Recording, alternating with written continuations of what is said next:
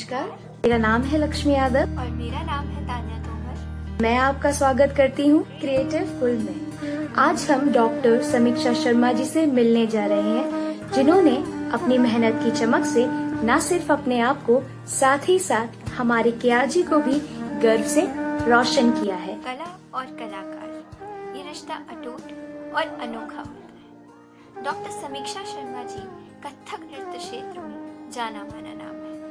Doctor समीक्षा शर्मा जी प्रेरणा का स्वरूप हैं, जिन्होंने अपनी दोहरी साधना से एक अलग ही पहचान बनाई है। उन्हें कई सारे पुरस्कारों से सम्मानित किया गया है।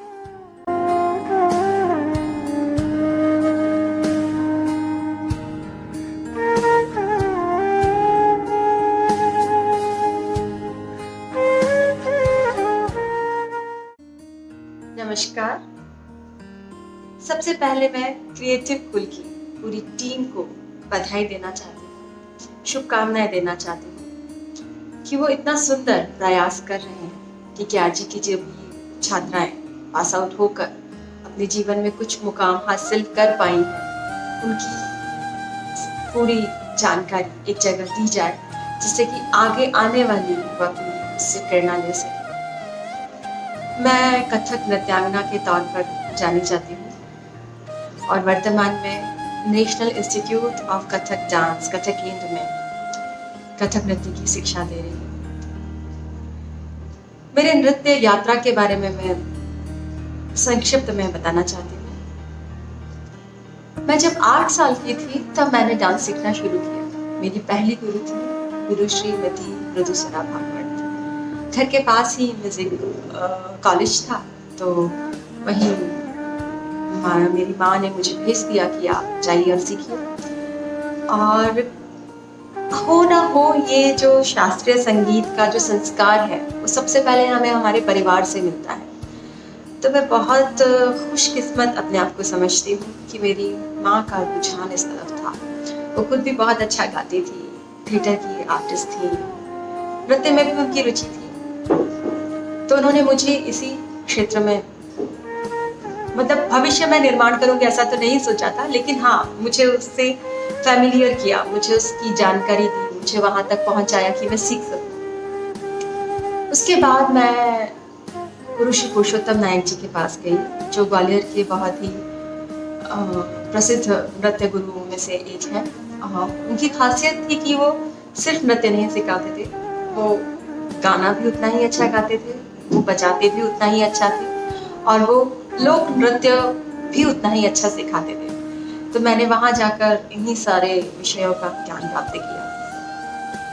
और इन दिनों की मैं एक बात जरूर मेंशन करना चाहूंगी कि जब मैं अपनी पहली गुरु के पास जाती थी सीखने, तो 20-25 बच्चे होते थे पूरे ग्रुप में, पर मेरी मैम मुझे बोलती थी, अरे समीक्षा को देखो, वो अच्छा करे। तो I was feeling so best कि मैं बहुत अलग हूँ, शायद मुझ में कुछ तो अलग है जो मैम इतना तारीफ करती हैं। वही सेम चीज़ नायक गुरु जी के पास भी जाकर, तो कहीं मुझे लगता था कि हाँ, शायद मैं कुछ तो अलग, कुछ तो अच्छा करती हूँ, पर नहीं मालूम था क्या करती हूँ और इसी क्षेत्र में मैं आगे तक जाऊँगी, ये भी मुझे नहीं मालूम था। उसके बाद मैंने केआरजी कॉलेज में एडमिशन लिया, जो कि कहते हैं कि हर व्यक्ति का जो कॉलेज लाइफ होती है वो उसकी पूरी जिंदगी की एक संपत्ति होती है। तो मेरे लिए भी सेम है कि केआरजी कॉलेज में जो मैंने 5 साल निकाले, तो वो उन वर्षों को मैं कभी भूल नहीं सकती। पहली चीज़ तो कि सबका बहुत प्यार मुझे मिला, सारे जितने भी वहाँ पे प्रोफेसर्स थे और लेक्चरर्स थे, गुरु लोग थे, सबका मुझे बहुत बहुत स्नेह मिला और बड़ा अप्रिसिएशन मिला कि ये समीक्षा स्पेशल है, कुछ अच्छा करती है। तो कॉम्पिटिशन्स जो होते थे, वेस्ट जोन कॉम्पिटिशन, यूनिवर्सिटी में हम लोगों ने बहुत सारे टूर किए, जबलपुर, आनंद, माउंट आबू और जयपुर, बहुत सारी जगह यूनिवर्सिटीज़ में हम लोग घूमे और बहुत सारे फेस्टिवल में पार्टिसिपेट किया। और मुझे याद है कहीं से शायद ही हम हार कर आए हों, जहाँ जाते थे वहाँ केआरजी और केआरजियंस करके नाम से हम लोग बहुत मस्ती करते थे, बहुत इंजॉय करते थे उस टाइम को, और हमेशा ही जीत कर आए हैं।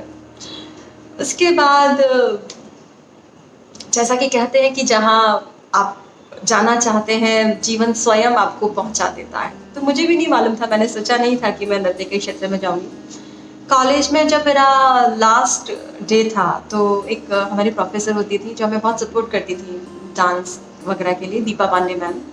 बाकी सोनिया मैम भी थी, प्रीति मैम भी थी, और म्यूजिक डिपार्टमेंट की सहस्त्रबुद्धि मैम, श्रद्धा चौधरी मैम, सभी बहुत स्नेह करते थे, बहुत प्यार रखते थे और कहते थे मुझे देखकर हमेशा ये तो डांस ही करेगी। पता नहीं ऐसा क्यों कहते थे, शायद उन्हें दिखता था कि मैं सिर्फ डांस ही करूँगी। तो आखिरी दिन था कॉलेज में, तो पांडे मैम के पास हम सब लोग बैठे हुए थे, तो वो कहती थी हाँ इसका पता नहीं, इसका पता नहीं, समीक्षा का पता है, वो तो डांस ही करेगी। तो फिर मुझे लगा कि शायद मुझे डांस ही करना चाहिए। तो फिर मैंने आगे सोचा कि इससे आगे क्या मैं शिक्षा प्राप्त करूँ। तब फिर हम दिल्ली कथक केंद्र में गुरु श्री राजेंद्र गंगानी जी के पास मुझे सीखने का अवसर मिला। वहाँ मैंने एडमिशन लिया और 5 साल वहाँ पर लगातार सीखा। इसके बाद वो यात्रा स्वतः ही चलती गई। मुझे लगता है कि वो अपने आप ही चलती गई, पर एक चीज और थी कि मैं भी कभी नहीं रुकी। और दोनों मतलब कहते हैं ताली दोनों हाथों से बजती है। एक आप है और एक आपका जीवन है, तो अगर आप चलेंगे तो उतना ही जीवन चलेगा, और उतना ही जीवन चलेगा उतना ही आप चलेंगे। मतलब दोनों बराबरी बिल्कुल सिमिलर पैरामीटर पे चलते हैं। अगर आप रुक जाओगे तो वो गति तो रुकनी ही है, और वो रुक जाएगी तो फिर आप असमर्थ हो कुछ भी करने। तो मेरे साथ कुछ ऐसा ही हुआ कि मैंने सोचा अरे मैंने इतना समय दिया है बचपन से लेकर अभी तक नृत्य को, तो क्यों मैं अब रुकूं। तो मैं रुकना मैंने सीखा नहीं। 5 साल के बाद फिर मैंने कंटिन्यू किया उस चीज़ को, अपना इंस्टीट्यूट बनाया कॉलेज में, गुरुकुल के नाम से, गुरुकुल कथक केंद्र के नाम से। 80-90 के करीब वहाँ पर हमारे पास स्टूडेंट आते थे, सीखते थे। उस दौरान बहुत सारी जगह परफॉर्मेंस किया, भोपाल, उज्जैन, जबलपुर, साउथ में काफ़ी सारी जगह, गुजरात, आसाम, बहुत सारे, मतलब भारत का मुझे लगता नहीं कि कोई कोना बचा होगा। फिर बहुत ही मैं मतलब सौभाग्यशाली रही कि ICCR से मेरा चयन हुआ 4 वर्षों के लिए। मुझे उज़्बेकिस्तान भेजा गया। कथक नर्तक और गुरु के पद की एक वहाँ पर पोस्ट होती है, एम्बेसी ऑफ इंडिया, ताशकंद में मैं रही 4 साल। तो वो एक टर्निंग पॉइंट था। वहाँ से मुझे थोड़ा थोड़ा समझ में आने लगा कि मुझे और आगे कैसे बढ़ना है इस क्षेत्र में। और उसके बाद जब मैं लौटी तो फिर मैं दिल्ली में ही सेटल हो गई। तो दिल्ली तो शास्त्रीय कलाओं का एक हब है, एक सेंटर है, एक केंद्र है। यहाँ पर तो बहुत सारी अपॉर्चुनिटी आपको मिलती है अगर आप उसके लिए तैयार हैं, अगर आप स्वयं को उतना मेहनत करने के लिए कोशिश करते हैं, अपने आप को प्रेशराइज करते हैं कि नहीं आपको करना ही है, तो फिर रास्ते खुलते ज़रूर। फिर यहाँ पर रही, तब मैंने कई सारे इंटरनेशनल फेस्टिवल्स, खजुराहो फेस्टिवल 2014 और लखनऊ उत्सव, बहुत सारे बड़े बड़े फेस्टिवल्स में परफॉर्म किया। और उसके बाद एक और टर्निंग पॉइंट आया 2017 में कथक केंद्र में वरिष्ठ गुरु की इंटरव्यू हुआ, मैंने दिया। और गुरुओं का आशीर्वाद है और मेरे सभी गुरुओं का आशीर्वाद है। मतलब मुझे लगता है आशीर्वाद, उन सबका एप्रिसिएशन कि भैया ये तो करेंगी। डांसर या किसी भी art form, classical art form में जाना चाहते हैं, तब आप ये मत सोचिए कि इस फील्ड से आपको मिलेगा क्या। आपको पहले अपना दिमाग में डालना पड़ेगा कि ये कोई प्रोफेशन नहीं है, ये कोई व्यवसाय नहीं है, ये कोई बिजनेस नहीं है, ये साधना है, इसे कला कहते हैं। तो इसे साधिए, और जब वो सधती है तो स्वतः ही उसकी, जैसे फूल खिलेगा तो उसकी खुशबू तो आएगी, वो बिना खुशबू के फूल नहीं हो सकता।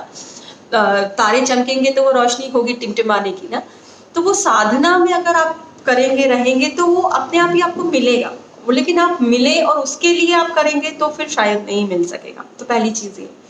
दूसरी चीज़, थोड़ा प्रैक्टिकल एस्पेक्ट से भी देखना पड़ता है, इमोशनल होकर नहीं कि सिर्फ हम साधना ही करते जाएं। हमें सोचना पड़ता है कि हमें इसकी, सोचना मतलब ये नहीं कि हम लालची हो जाए, पर देखना पड़ता है कि इस फील्ड में क्या क्या ऑप्शन है, हमें किस तरफ जाना है। अब जितना करते हैं उतना ही आपकी कला निखरती है। चाहे उसमें आप शिक्षक बने, गुरु बने, चाहे आप एज ए परफॉर्मर काम करें, चाहे आप उसके लिए राइट अप लिखने का कुछ कार्य करें, तो जो भी आप चुनते हैं अपने लिए, उसमें आपको लगातार निरंतर साधना रखना है।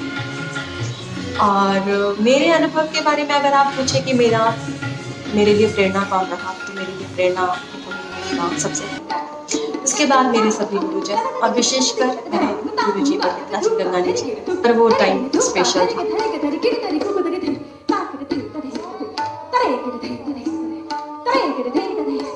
सोनिया मैम से मेरी बातचीत मैं ज़रूर बताना चाहूँगी कैसे हुई। फेसबुक पे सोनिया मैम का एक बार मेरे पास मैसेज बॉक्स में मैसेज आया कि समीक्षा, हम लोग इस तरह से काम कर रहे हैं और आप आएंगे। तो मैंने एक बार में ही हाँ बोला मैम को, और उसके लिए मैं सोनिया मैम को बहुत बहुत थैंक यू कहूँगी कि उन्होंने मुझे चुना यहाँ पर बोलने के लिए। और जब जब भी मेरी आवश्यकता पड़ेगी मेरे कॉलेज को किसी भी रूप में, चाहे परफॉर्मेंस के लिए मुझे बुलाया जाए, चाहे वर्कशॉप के लिए बुलाया जाए, चाहे किसी लेक्चर डेमोन्स्ट्रेशन के लिए बुलाया जाए, मैं हमेशा तैयार रहूँगी और हमेशा मैं वहाँ पर आकर खुशी महसूस करूँगी और करती हूँ। अभी भी कई बार जब भी मैं ग्वालियर जाती हूँ तो ऐसे ही एक्टिवा से या गाड़ी से अपना एक चक्कर के आर्मी कॉलेज के आसपास ज़रूर लगाती हूँ। तो वो पल मेरे लिए बहुत कीमती थे, और क्रिएटिव कुल के माध्यम से मैं उन पलों को दोबारा जी पा रही हूँ, महसूस कर पा रही हूँ। मैं उसके लिए एक बार फिर क्रिएटिव कुल की पूरी टीम को बहुत बहुत शुभकामनाएं देती हूँ, बहुत बहुत बधाई देती हूँ। Thank you very much.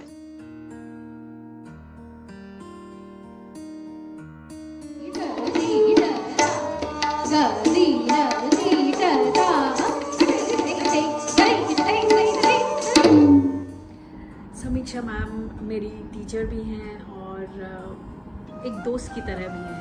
और समीक्षा मैम से मैं पिछले 2 सालों से कथक सीख रही हूँ, कथक की शिक्षा ले रही हूँ। और उनके साथ सीखना इतना आसान और इतना इजी होता है कि पता नहीं, वो कुछ उनके सिखाने का तरीका इतना खूबसूरत है, इतना बड़ा। मुझे लगता है कि वो जितनी खूबसूरत एक कलाकार है उससे भी ज़्यादा एक सुंदर, एक खूबसूरत इंसान है, शानदार टीचर हैं। नमस्कार, मैं दीपाली आज अपनी गुरु श्री समीक्षा शर्मा जी के बारे में कुछ बताना चाहूँगी। मैंने गुरु जी से कुछ 2015 में ट्रेनिंग लेना शुरू किया था, और उससे मैं गुरु जी के पास आई तो मुझे पता चला यहाँ पर तो कथक की पूरी परिभाषा ही उल्टी हो रखी है। पर तब भी गुरु जी ने मुझे ऐसा शिष्य एक्सेप्ट किया। कितना डिफ़िकल्ट होगा, क्योंकि 6 साल सीखने के बाद कैसे चेंज कर सकते हो। बट वही गुरु जी ने इम्पॉसिबल पॉसिबल कर दिया। गुरु जी जैसा तो शायद ही कोई इंडिया में क्या इंटरनेशनली भी कोई सिखाता होगा। सौभाग्यशाली है कि हमें उनका सुंदर सफर आपके सामने प्रस्तुत करने का मौका मिला है। और अगर आप भी KRG के स्टूडेंट थे या हैं और आपको भी हमारे चैनल पे हाईलाइट होना है, तो please contact us on the given email. अगर आपको ये वीडियो पसंद आता है then hit the like button, share, comment and subscribe to our channel. And yes, don't forget to press the bell icon.